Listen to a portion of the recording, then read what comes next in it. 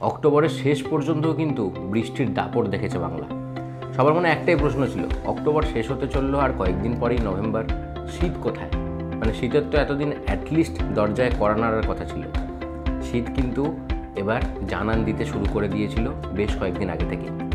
এই মুহূর্তে শীতের কি আপডেট রয়েছে, কি বলছে আলিপুর আবহাওয়া দপ্তর, সবটা নিয়ে হাওয়া মোড়কে আপনাদের সঙ্গে আজ আমি রয়েছি জয়দীপ। আলিপুর আবহাওয়া দপ্তর শীতপ্রেমীদের জন্য বেশ ভালো রকম সুখবর দিয়েছে। প্রথমেই যে সুখবরটা দিয়ে শুরু করব, আগামী 3 থেকে 4 দিনের মধ্যে কিন্তু আরও 3 থেকে 4 ডিগ্রি সেলসিয়াস পর্যন্ত পারাপতন দেখা যেতে পারে। আলিপুর আবহাওয়া দপ্তর বলছে এদিন আলিপুরেই তাপমাত্রা নেমে গিয়েছে 19.2 ডিগ্রি সেলসিয়াসে। মানে কলকাতা এই প্রথমবারের জন্য 20 ডিগ্রির নিচে নেমে গেল এবং সেই যে তাপমাত্রার গ্রাফ, সেই যে পারাপতন, সেটা আগামী কয়েকদিন আরও বেশ কিছুটা নামতে পারে। শুধু কলকাতা নয়, কলকাতার আশপাশের যে সমস্ত জেলাগুলো রয়েছে, হাওড়া, হুগলি, এই সমস্ত জেলাতেও কিন্তু তাপমাত্রার একটা বড়সড় তার যে পারাপতন সেটা দেখা যেতে পারে। অন্যদিকে পশ্চিমাঞ্চলের তাপমাত্রা কিন্তু এই মুহূর্তে 15 ডিগ্রি সেলসিয়াসের আশেপাশে ঘোরাফেরা করছে। আবহাওয়া দপ্তর জানাচ্ছে আগামী কয়েকদিন, মানে বর্তমানে যে অবস্থা চলছে সেই অবস্থায় কিন্তু আগামী কয়েকদিন একই রকম পরিস্থিতি দেখা যাবে। পশ্চিমাঞ্চলের জেলাগুলো তো বটেই, তার সাথে উপকূলবর্তী এলাকাগুলোতে কুয়াশার দাপট রীতিমতো বেশি থাকবে। মানে শীতের যে প্রাক পর্ব, যেটা আমরা কয়েকদিন আগে আপনাদের বলছিলাম, সেটা যেমন শুরু হয়ে গিয়েছিল, এবার মানে যে আলমারি থেকে গরম জামা কাপড় বের করতেই হবে, ফ্যানের সুইচ প্রায় বন্ধ হতেই চলেছে।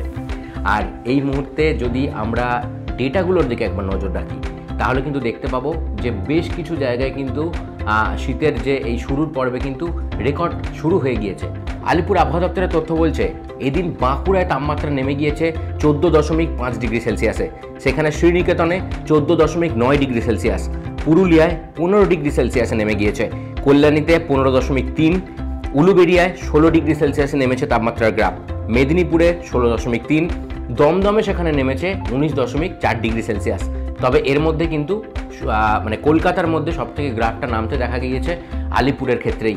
অন্যদিকে গোটা রাজ্য জুড়েই কিন্তু পশ্চিমী হাওয়ার যে দাপট সেটা শুরু হয়েছে, সঙ্গে উত্তর পশ্চিমে হাওয়ার দাপটও প্রায় পুরো দমে চলছে। আর পাশাপাশি আপেক্ষিক আর্দ্রতা, মানে ওই জলীয় বাষ্পের যে পরিমাণ, সেটা অনেকটাই নিচের দিকে নামতে শুরু করে দিয়েছিল কয়েকদিন থেকেই। বর্তমানে 38 থেকে 82 ডিগ্রি সেলসিয়াসের মধ্যে ঘোরাফেরা করছে, কোথাও কোথাও সেটা 38-50-এর মধ্যে ঘোরাফেরা করছে। বিগত কয়েকদিন ধরেই আপেক্ষিক আর্দ্রতার পরিমাণ কিন্তু নিচের দিকেই ছিল, মানে জলীয় বাষ্পের যে গ্রাফটা সেটা নিম্নমুখী ছিল। এই মুহূর্তে 38 থেকে 82% আশেপাশে কিন্তু ঘোরাফেরা করছে। তার ফলে শুষ্ক হাওয়ার যে মাত্রা সেটা কিন্তু বেড়েছে। শীতের যে শীত ভাব সেটা কয়েকদিন ধরেই ছিল, এবার অনেকটাই পারাপতন হতে শুরু করেছে গোটা রাজ্য জুড়েই। এই মুহূর্তে বৃষ্টির আশঙ্কা কিন্তু কোথাওই নেই। উত্তরবঙ্গের জেলাগুলোর দিকে যদি আমরা নজর রাখি, পার্বত্য যে সমস্ত জেলা রয়েছে, দার্জিলিং, কালিম্পং, উপরের দিকের মূলত যে জেলাগুলো, সেগুলোয় বেশি পারাপতনের পূর্বাভাস রয়েছে আবহাওয়া দপ্তরের তরফ থেকে। পাশাপাশি নিচের দিকের যে জেলাগুলো রয়েছে, জলপাইগুড়ি, আলিপুরদুয়ার এবং কোচবিহার, মূলত ডুয়ার সংলগ্ন যে এলাকাগুলো রয়েছে, সেইখানেও কিন্তু পারাপতনের পূর্বাভাস থাকছে। তবে ঝাঁ চকচকে আকাশ কিন্তু সর্বত্রই দেখা যাচ্ছে। এই মুহূর্তে বৃষ্টির কোনো পূর্বাভাস কিন্তু থাকছে না বাংলায়। তবে বঙ্গোপসাগরে বেশ কিছু সিস্টেম রয়েছে, পশ্চিমী ঝঞ্ঝা রয়েছে পাঞ্জাবের দিকটায়, তবে তার সরাসরি প্রভাব কিন্তু বাংলার বুকে এই মুহূর্তে নেই। আজ হাওয়া মোড়ক এই পর্যন্তই।